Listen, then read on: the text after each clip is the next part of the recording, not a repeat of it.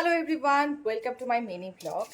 তো এখন মোটামুটি বাচ্চা হচ্ছে বিকেল 5টা, আর আমি যাচ্ছি হচ্ছে নেল এক্সটেনশন করাতে। কারণ আমি তো নখ বড় রাখতে পারি না, অলওয়েজ এরকম ছোটো ছোটোই নখ থাকে আমার।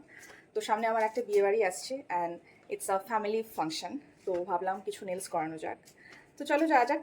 তো আজকে আমি যার কাছে যাচ্ছি নেলস করাতে, সে একদম আমার ছোট্ট এলাকার বন্ধু। আমরা ক্লাস 4 থেকে একে অপরকে চিনি।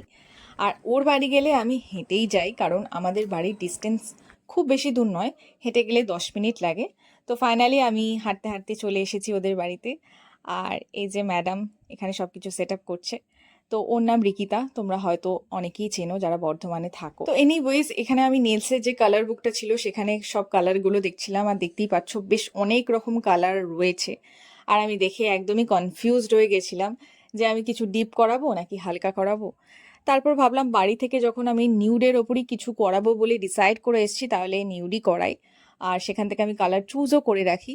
নিউড করালে যেটা হয়, সমস্ত রকম ড্রেসের সাথে যায়, দেখতেও কিন্তু বেশ সোবার লাগে। তো নেলস বসানোর আগে কিছু প্রিপারেশন লাগে, যেরকম কিউটিকলসগুলো সরানো, নেল ঘষা, এগুলো অলরেডি আমার ডান, দেখেই ফেলেছো। তারপরে আমার নখে নেলস বসানো চলছে। হ্যাঁ, এখন নেলসগুলোকে দেখে ডাইনি রাক্ষসী অনেক কিছুই লাগতে পারে, বাট লাস্টে যখন এগুলো শেপ দেওয়া হবে তখন কিন্তু দেখতে বেশ ভালো লাগে। সো দেখতে থাকো। এখন আমার নেলসগুলো কাটিং চলছে। কাটিং হয়ে যাওয়ার পর এগুলোকে শেপ দেওয়া হবে ঘষে ঘষে।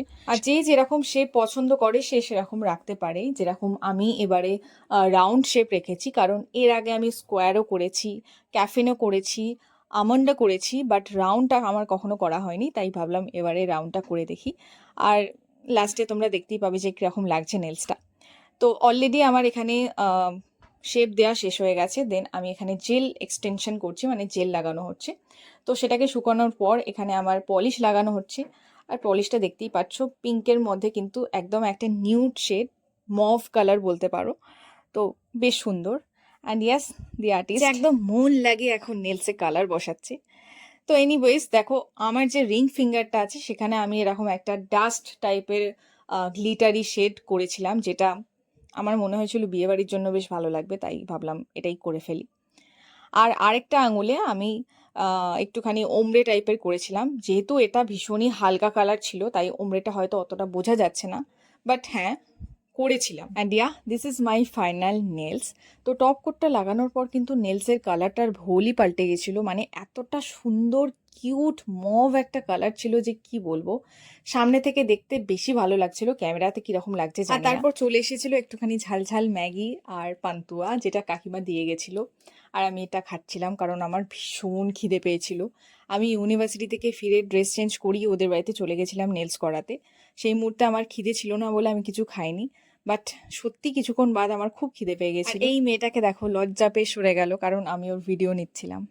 তো এনিওয়েজ, আমি তাড়াতাড়ি করে খাওয়ার চেষ্টা করছিলাম, কারণ বাড়ি যেতে হতো, কিছু কাজ ছিল বাড়ি গিয়ে। কিন্তু বেরোতে গিয়ে দেখি এরকম ঝড় উঠেছে, আবার বিদ্যুৎ চমকাচ্ছে, আবার কিছুক্ষণ পর বৃষ্টিও নেমে গেল।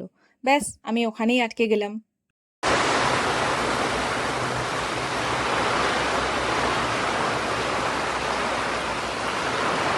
ঝড় বৃষ্টিটা থামার পর আমি ফাইনালি ঘরে ফিরেছি, আর এখন বাজছে হচ্ছে রাত 10:30।